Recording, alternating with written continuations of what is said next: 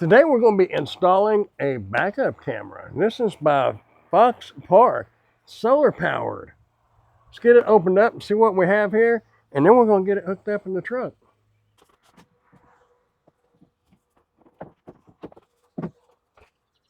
Have our wireless backup camera kits, user manual.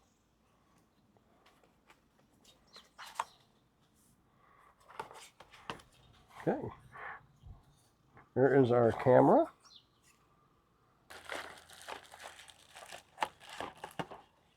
Our power cord for the display, our mount for the display.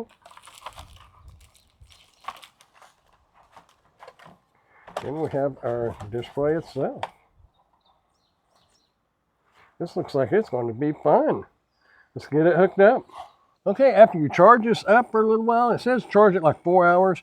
You'll just take your screws out of your mount and you will just put it in place right there.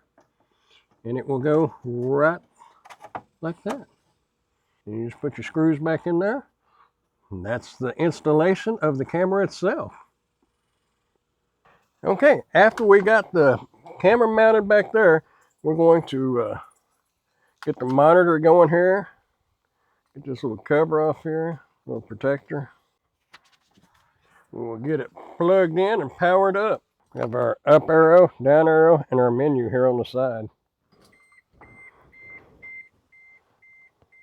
We're already hooked up and ready to go. That was simple as can be right there. Got your little lines on here. Got a little bit of glare because of the bright sun out here. Let's get it mounted up, see what it looks like. Mounted up.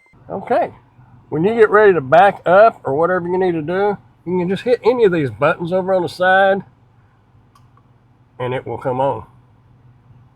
And there you go. You got your menu button in the middle. You got your power indicator right there. How much juice we got? We got a full charge, it looks like.